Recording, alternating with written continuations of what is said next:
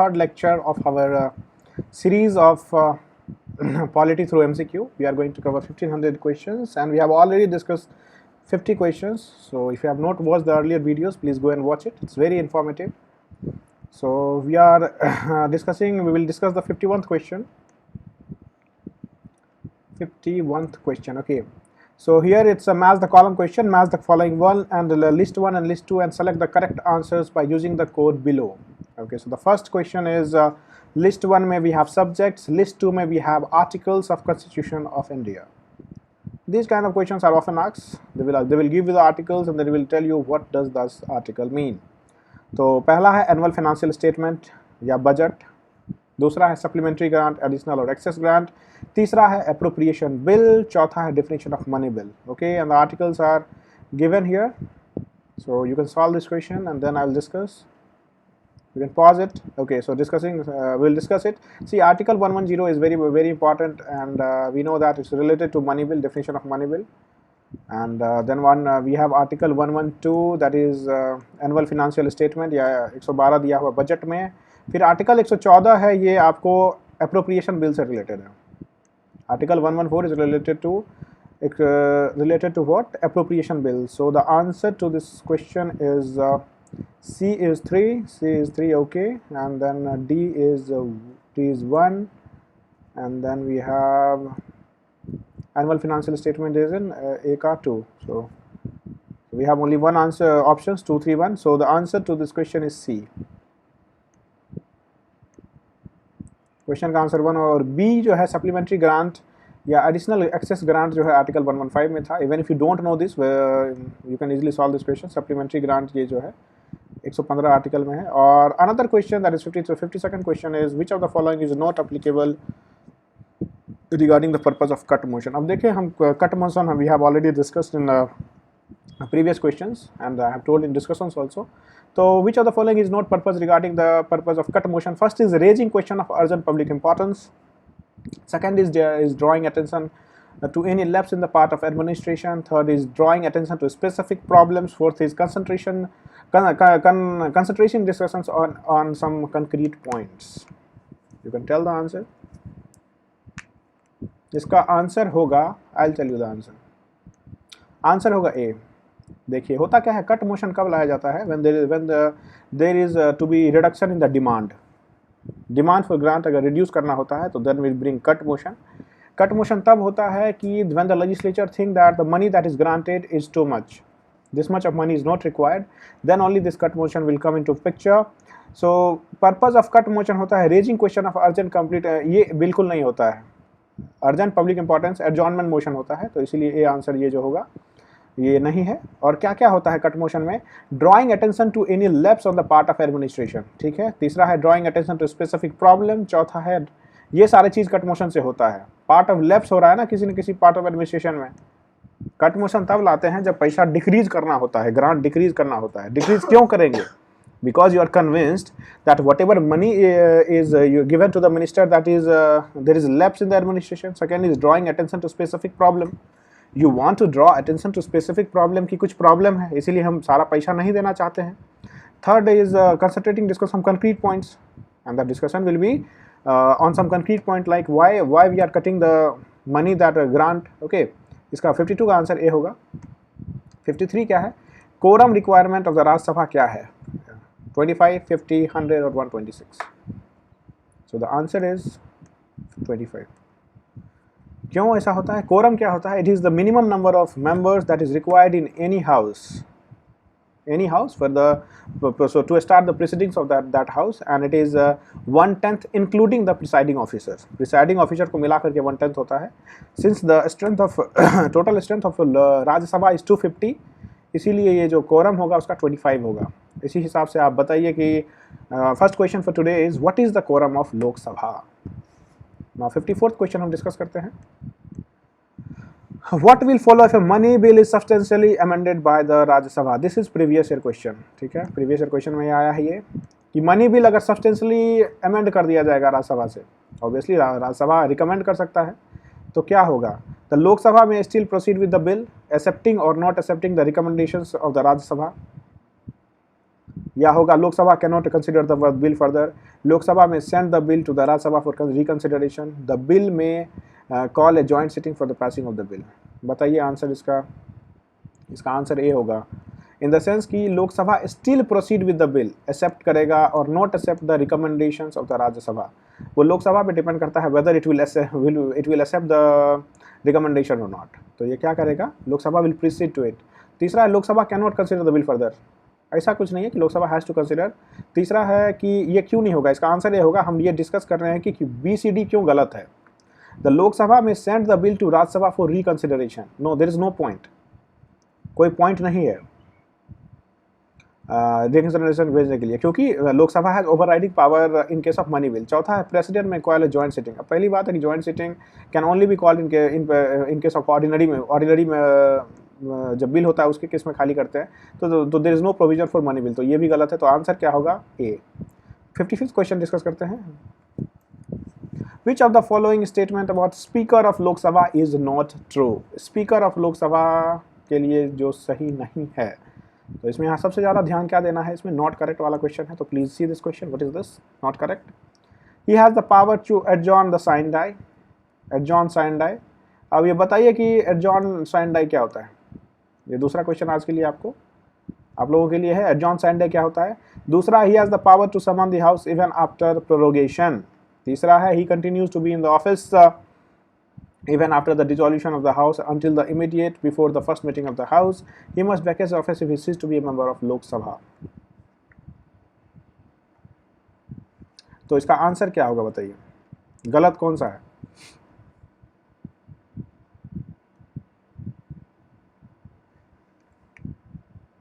इसका आंसर होगा बी,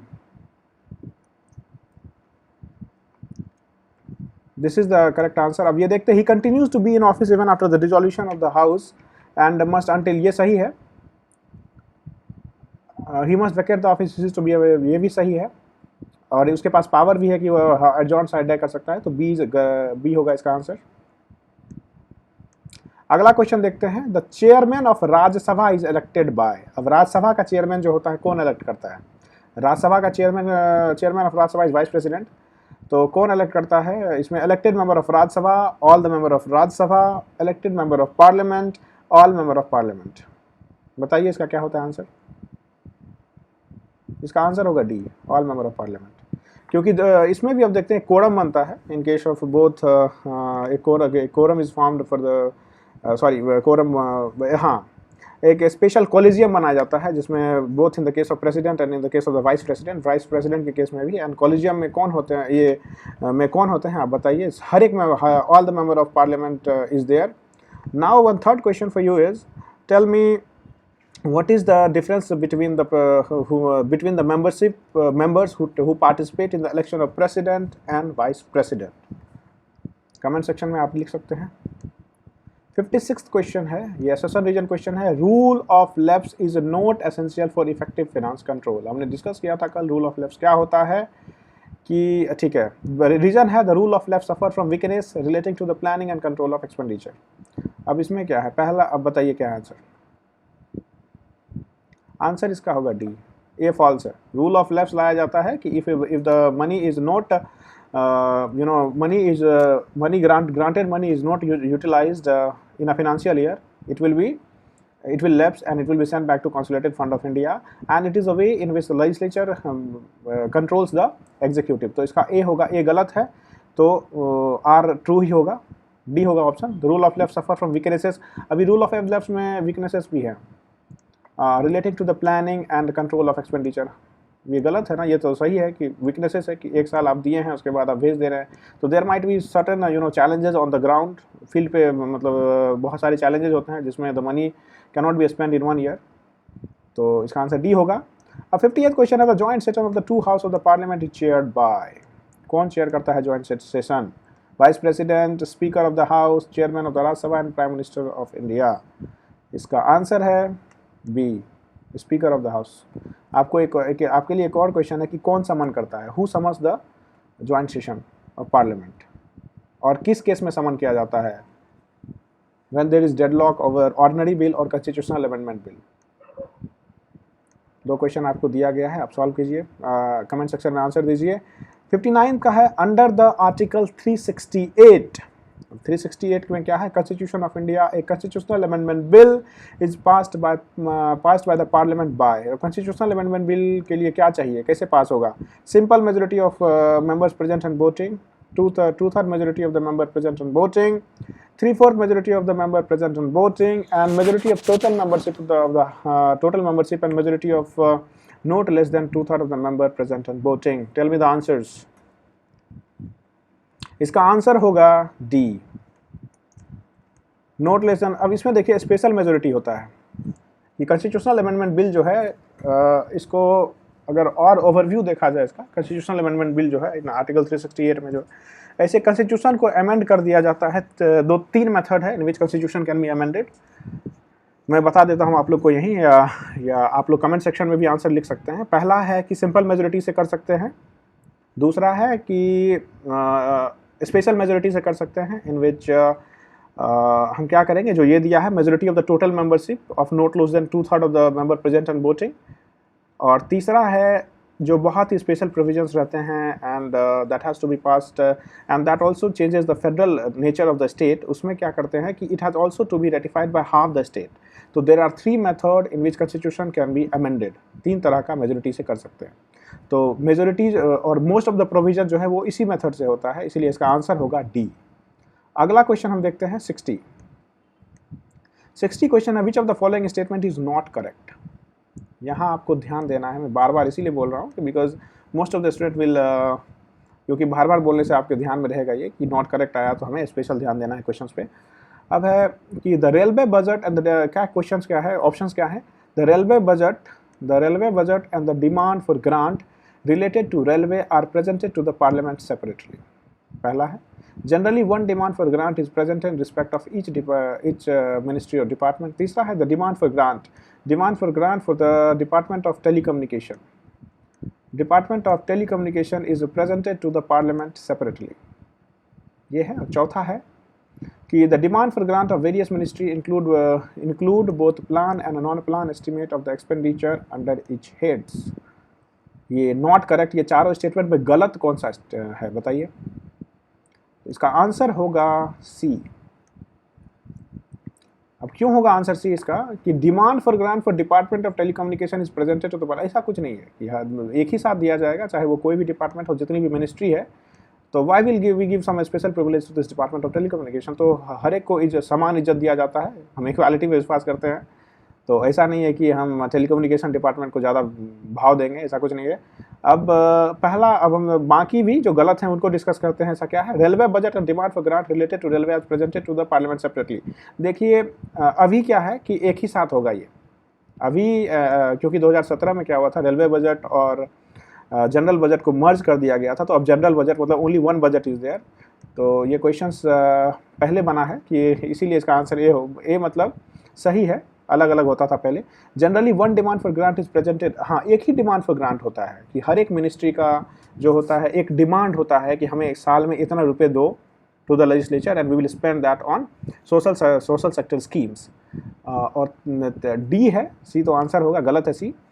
अब है कि the demand for grant of various minister include both plan and non plan estimate of the expenditure. अब plan और नॉन प्लान एक्सपेंडिचर क्या होता है कि प्लानिंग होते हैं कि जो प्लान एक्सपेंडिचर होता है जो उतना पैसा जाना ही जाना है, नॉन प्लान एक्सपेंडिचर होता है जो इसकी प्लानिंग नहीं हुई है। अब इसको भी अभी एज ऑफ प्रेजेंट केस में इसको प्लान एंड नॉन प्लान को भी हटा दिया गया है।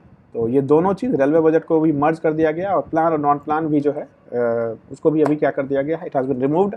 अब 61st क्वेश्चन देखते हैं, which of the following is not correct with regard to the speaker of Lok Sabha. यहाँ भी देखिए नॉट करेक्ट पूछा है। Speaker certify whether a particular bill is money bill or not. दूसरा है discussions on the motion for removal of speaker is presided over by the vice president. तीसरा है the speaker has power to curtail or cancel the zero hour. The speaker nominate chairpersons of various ministry. अब देखिए इसका answer क्या होगा बताइए। अब पहला तो देखिए क्या है कि पहला, अब एलिमिनेशन टेक्निक्स देखिए यहाँ यूज करते हैं कि the speaker certify whether a particular bill is money bill or not. ये तो सही है। गलत वाले को मैं पिंक से करूँगा, देखिए ये तो पहला सही है, द स्पीकर सेटिस्फाई, तो सही वाले को येलो से, तो speaker satisfy weather a particular bill is money bill or not, ये सही है। अब देखते हैं, ये देखिए speaker has power to curtail or cancel the zero hour.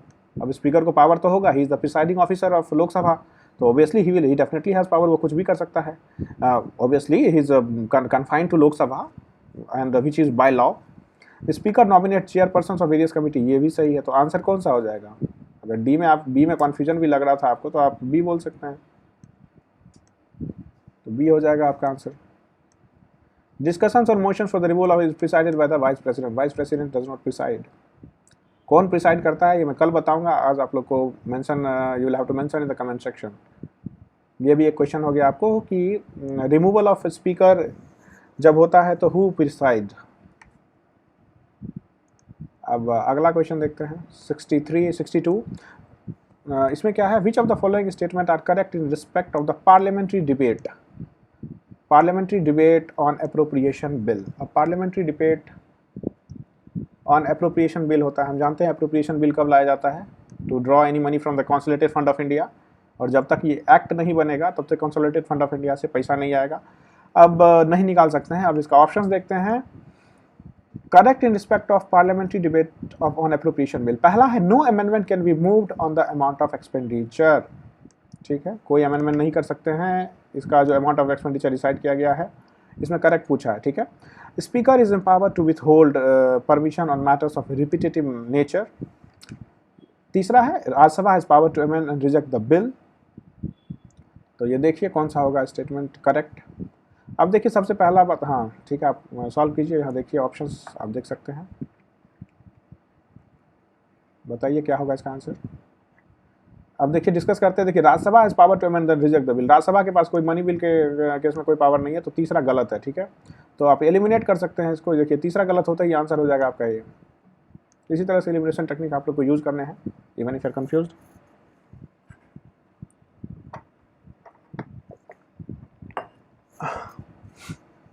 अब देखते हैं कि दूसरा कौन सा था जो no amendment can be moved in the amount of expenditure. अब देखिए अप्रोप्रिएशन बिल में ना इट हैज़ बीन ऑलरेडी, ये जो है बहुत ही डेलिबरेशन के बाद अप्रोप्रिएशन बिल आता है और उसमें कोई चेंजेस नहीं कर सकते हैं, अमेंडमेंट नहीं कर सकते हैं, तो ये सही है, पहला स्टेटमेंट सही है।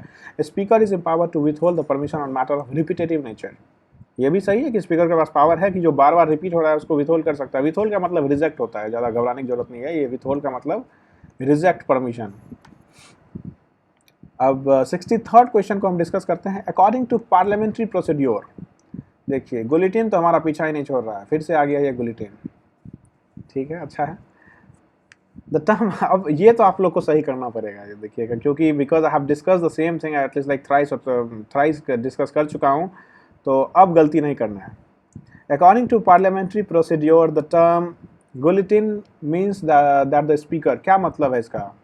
बुलेटिन अगर ला रहा है तो स्पीकर क्या कहना चाह रहा है? Stop the business on hand and put the, अब देखिए यहाँ पे ये मिसिंग है, यहाँ आप लोग लिख सकते हैं put the voted and unvoted part of the budget to vote, ठीक है।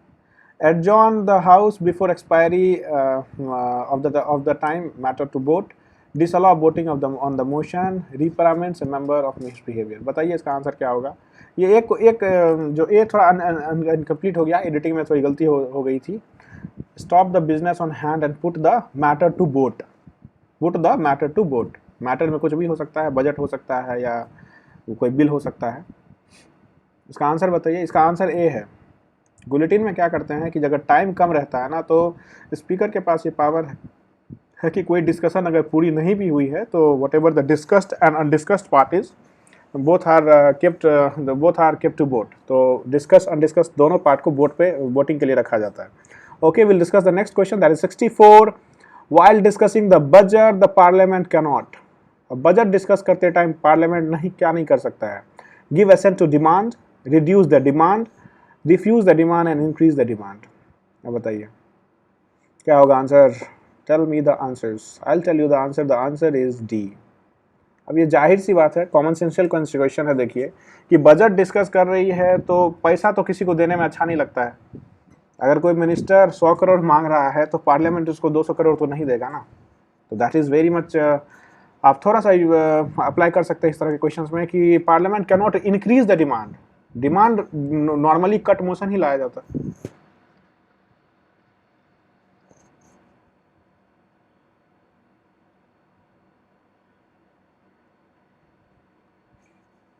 तो normally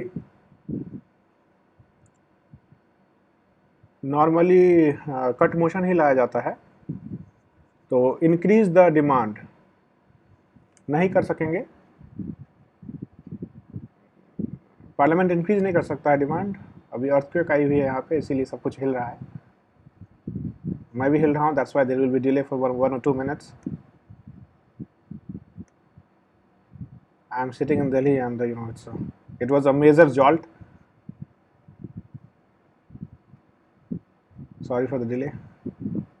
Which of the following is not related to adjournment motion? अब है कि which of the following adjournment motion से रिलेटेड नहीं है। हमने डिस्कस किया था कल भी कि एडजॉर्नमेंट मोशन क्या होता है, अर्जेंट पब्लिक इंपॉर्टेंस का मैटर होता है तभी इसको लाया जाता है एडजॉर्नमेंट मोशन। और इसमें 50 मेंबर्स का क्या चाहिए, पहले ही रिजोल्यूशन पास करना पड़ेगा 50 मेंबर्स को, और 2.5 घंटे की डिस्कशन कम से कम होती है। देखते हैं क्या है इस ऑप्शंस में। The matter is framed in general terms, the matter is urgent, इसमें नॉट रिलेटेड है, नॉट है, ये क्या है, नॉट है। The matter is urgent, matter urgent है, matter is of general public interest, general public interest का है। The matter does not raise the question of privilege. बताइए इसका आंसर क्या है, मैं बताता हूं, इसका आंसर है ए।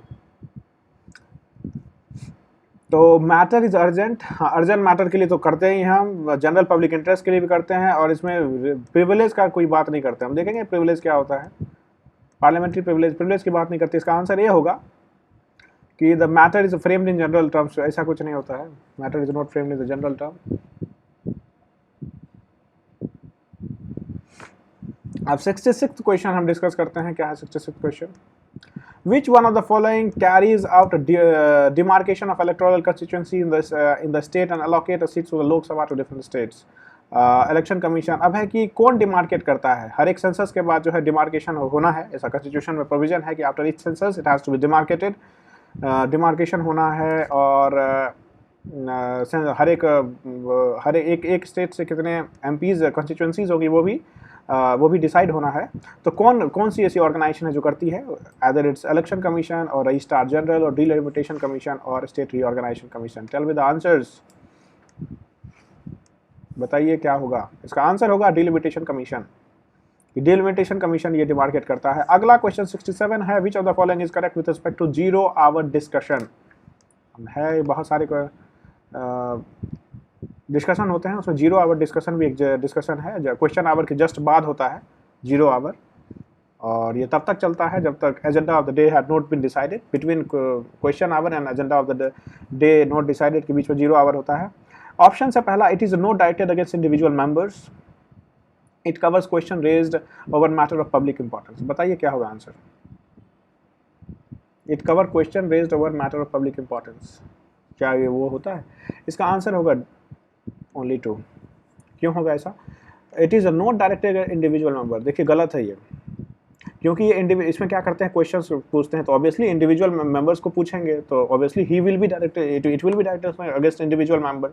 दूसरा है cover the question raised over the, हाँ this is right that it covers question which is raised over the matter of public importance. So 67 का आंसर होगा 2। अब हम देखते हैं 68, विच one of the following is true of the appropriation act. अब appropriation act के लिए कौन सा सही होगा, या एप्रोप्रिएशन एक्ट के लिए कौन सही है? It is demand for grant approved by the parliament, ठीक है, ये ग्रांट है अप्रूव्ड बाय द पार्लियामेंट। या दूसरा है it applies to the approval of the budget by the parliament. तीसरा है authorization of parliament for the withdrawal of money from the consolidated fund of India. चौथा है authorization of parliament for withdrawal of money from contingency fund. Answer बताइए इसका क्या होगा ABCD में, pause कीजिए एंड बताइए। इसका आंसर मैं बताता हूँ, होगा सी होगा इसका आंसर। अब 1 by 1 डिस्कस करते हैं। It is demand for grant, देखिए डिमांड फॉर ग्रांट नहीं है, वो अप्रोप्रिएशन एक्ट में वो नहीं होता। It applies for the budget, budget के लिए भी नहीं होता है। ऑथराइजेशन, अगर आपको पैसा निकालना है कंसोलिडेटेड फंड ऑफ इंडिया से तो appropriation act has to be passed. पहले ये 5th स्टेज है in the passing of budget के पासिंग में। और ये क्या है, authorisation by the parliament for withdrawal of money from contingency fund. ये गलत है।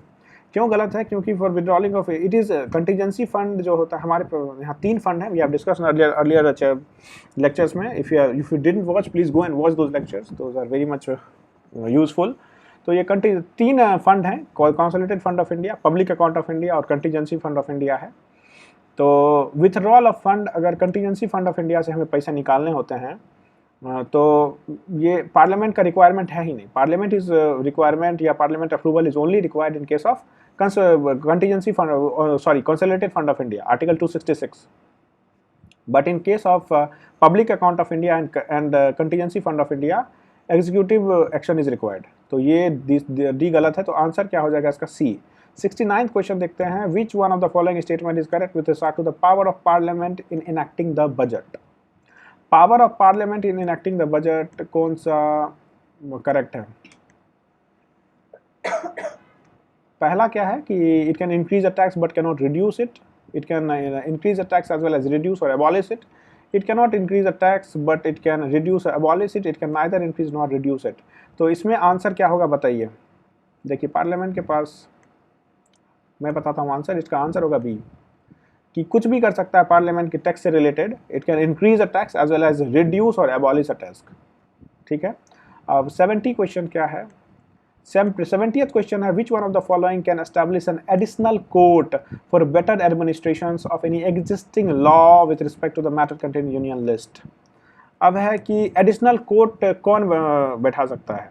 अगर मान लीजिए कि ऐसे भी हम लोग डिलेज बहुत ज़्यादा हो रहे हैं कोर्ट में and there is requirement of more and more courts in India, तो हु हैज़ द पावर कि ज़्यादा से ज़्यादा कोर्ट वो ला सके? किसके पास है वो पावर? तो इसका आंसर बताइए क्या होगा? Chief justice of India, high court. High court क्या होगा? अच्छा एक मिनट, यहाँ पे हमने डिस्कस किया था एक 69th। ओके, सो 69th हमने डिस्कस किया था, ये मिस्टेक हो गया है इसमें एक 69th क्वेश्चन में। 69th क्वेश्चन में क्या था कि it can increase a tax as well as ये गलत है। इट कैन रिड्यूस और abolish, इसका ये होगा आंसर, सी होगा इसका। तो आप ये ध्यान रखिएगा। 70th हम लोग डिस्कस कर रहे हैं अभी, बेटर एडमिनिस्ट्रेशन के लिए पार्लियामेंट के पास पावर है, कि पार्लियामेंट के पास पावर है कि एग्जिस्टिंग लॉ और matter of public law, union law के लिए 70th में पार्लियामेंट कर सकता है, एडिशनल कोर्ट्स में बैठा सकता है। 71 का देखते हैं, which of the following statement is correct? No member of parliament shall be liable to any proceedings in any court in respect of any vote given to him in committee of the parliament. क्या है कि कोई member of parliament liable नहीं है to any court in respect of any vote given to him any of the committee. अब कोई भी voting अगर करेगा कोई भी member, तो he is not liable, मतलब उसको कोर्ट में नहीं जाना है इस रिगार्ड में। दूसरा ऑप्शन है कि a house of parliament can try anyone or any case directly as a court of justice. As a court of justice, a house of parliament can try anyone or as a court of justice. ठीक है। No member of the parliament shall be liable to any proceedings in any court in respect of anything said to the parliament. बताइए इसका answer क्या होगा? इसका answer है 1 and 3, सी होगा इसका आंसर। दूसरा गलत है। दूसरा इसीलिए गलत है, a house of parliament can try anyone or any case directly as a court of justice. जैसे कोर्ट ऑफ जस्टिस की तरह नहीं बैठता है। Obviously parliament has its own powers and privileges हैं, उसके पावर्स हैं कि वो किसी भी मेंबर को पनिश कर सकता है for the breach of privilege within the parliament, but it's not as a court of justice. इसलिए दूसरा गलत है। तो दूसरा आप गलत कीजिएगा, तो 1 and 3 होगा आंसर। और ये भी है कि पार्लियामेंट्री प्रिविलेजेस हैं। If you are not understanding this, you can read the topic of parliamentary privileges then again come and solve this question. और I will also upload some videos also regarding that, you can see that also. अब इसमें देखिए पहला क्या है कि इसमें दूसरा गलत है। पहला क्या है, नो मेंबर ऑफ पार्लियामेंट, हाँ ये लाइबल नहीं होगा कुछ भी वोटिंग अगर वो करता है कमिटीज़ में, तो court cannot intervene in that. तीसरा है any proceedings any court respect of anything से, हाँ कुछ भी अगर बोल दिया गया, that is what is parliamentary privileges. इसी को पार्लियामेंट्री प्रिविलेजेस बोलते हैं कि whatever he has you know the freedom of expression, whatever he can say anything. इसीलिए हम लोग देखते हैं कि we might be seeing even in general parlance, अगर आप राज्यसभा या लोकसभा टीवी खोलिएगा तो आपको जनरली लगेगा कि this parliamentary ends are you know fighting over trivial issues, कुछ भी बोल देते हैं एक दूसरे को, कोई भी मजाक कर लेते हैं वो, तो कोई भी मजाक से रखा अगर कर लेते हैं तो it means obviously they will have certain privileges. तो वही है कि हम ये सब क्वेश्चन सॉल्व करने के लिए हमारी जनरल जो अवेयरनेस है वो भी बहुत हेल्प करती है। Even if you don't have the knowledge of थोड़ा सब्जेक्ट या कभी नहीं भी पढ़ पाए हम, तो सोच के हम कर सकते हैं। तो कुछ भी बोल सकता है वो पार्लियामेंट में। तो 1 और 3 होगा आंसर। 72 का क्या है answer? Rajya Sabha has equal power to with Lok Sabha. अब हमने देखा था कि राज्यसभा के पास बहुत सारे मैटर में इक्वल है लोकसभा से, राज्यसभा का एक्सक्लूसिव प्रिविलेज भी है। तो इसमें है राज्यसभा को इक्वालिटी कब है लोकसभा का, उसमें क्या है, in the matter of creating new all India services, in amending the all India service बनाने में, in amending the constitution, in removing the government and in making cut motions. बताइए इसका आंसर क्या होगा? इसका आंसर होगा B, in amending the constitution. Constitution amendment में हमने पहले भी देखा था कि it has to be pass by both the house of the parliament, और सेपरेटली पास होता है, जॉइंट सेशन भी नहीं बुला सकते हैं इसमें, जॉइंट सेशन सिर्फ ऑर्डिनरी बिल में है। अब हम देखेंगे कि ये क्यों गलत है। ये क्यों गलत है इन मैटर ऑफ क्रिएटिंग अर्जेंट। देखिए इसमें एक्सक्लूसिव पावर है, ए जो है, ए ऑप्शन जो है, ऑल इंडिया सर्विसेज जो है राज्यसभा के पास एक्सक्लूसिव पावर है, आर्टिकल 312, और है in removal of the government. In removal of the government में किसके पास पावर है? नॉन कॉन्फिडेंस मोशन से लोकसभा कर सकता है, तो it is exclusive power of, see is the exclusive power of Lok Sabha. In making cut motion also, this is also exclusive power of Lok Sabha. तो अमेंडिंग में खाली क्या होगा कि दोनों को इक्वल पावर है, बाकी ए में राज्यसभा के पास और ये दोनों में लोकसभा के पास एक्सक्लूसिव पावर है। 73 क्वेश्चन देखते हैं। Which one of the following choose a member of council of states to be deputy chairman. Deputy chairman कौन चूज करता है? वही है ना, चेयरमैन कौन चूज करता है। अब ये बताइए कि आपके लिए क्वेश्चन और है कि who chooses the chairman of Rajya Sabha, कौन चूज करता है? कमेंट सेक्शन में इसका आंसर दीजिएगा आज। अब इसका क्या है कि which of the following chooses a member of the council of state को कौन चूज करता है? Member choose a member of to be its deputy chairman. Deputy chairman कौन करेगा? President, union minister of parliamentary affairs, prime minister या council of state. बताइए answer क्या होगा इसका? इसका आंसर होगा council of state, Rajya Sabha choose करता है। 74th क्वेश्चन है the demand for supplementary grant. अब ये बताइए कि सप्लीमेंट्री ग्रांट कब मिलता है? ये बहुत ही कंफ्यूजिंग टॉपिक है, मतलब जनरली स्टूडेंट्स को लगता है इट्स डैम कंफ्यूजिंग टॉपिक है। Supplementary grant, additional grant, then exceptional grants. तो demand for supplementary grant must be, मैंने एक वीडियो बनाऊंगा मैं इस पर। The demand for supplementary grant must be presented to and passed by the house.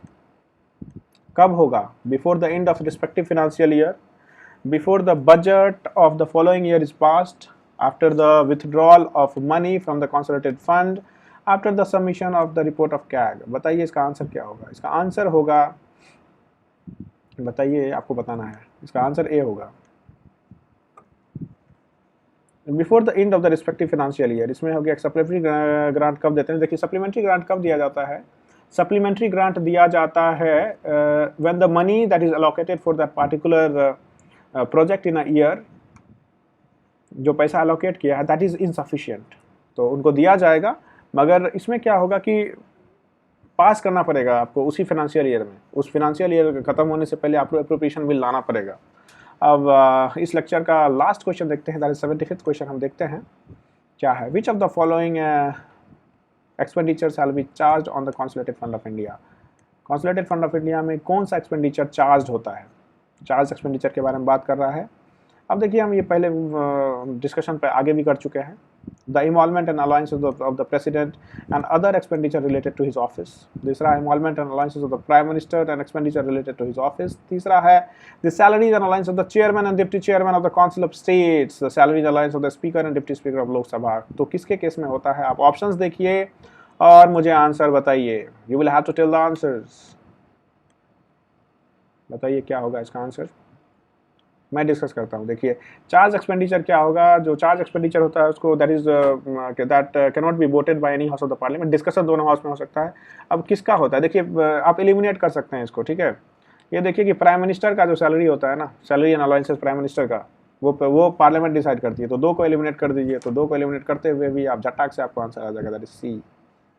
तो जिस तरह का एलिमिनेशन टेक्निक आपको यूज़ करना है, अगर आपको नहीं भी आता है तो आप कर सकते हैं। देखिए अब वो डिटेल में डिस्कस करते हैं। देखिए प्रेसिडेंट का भी जो होता है ना, वो कंसोलिडेटेड फंड ऑफ इंडिया पे चार्ज ही होता है, डिस्कशन नहीं कर सकते हैं। दूसरा है chairman and deputy chairman of council of states, council of state यानी कि राज्यसभा का, और even the presiding officer, in fact presiding officers of या उसका जो डिप्टी होता है, दोनों के केस में क्या होता है कि रिक्वायरमेंट नहीं चाहिए लोकसभा का। ये हमको क्या चाहिए, वोट नहीं करना चाहिए, इन द सेंस कि चार्ज एक्सपेंडिचर होता है। So that is it for today guys. If you like my videos and if you want me to make more videos, please write to me in the comment section, or if you want me to improve any of the thing, किसी चीज़ में आपको लगता है कि improvement कर सकता हूँ मैं, या किसी स्पेशल टॉपिक पे आपको लगता है कि क्वेश्चन डिस्कस करने चाहिए, या any queries related to that, you can even send me email. You can mail me and write in the comment section. Thank you guys.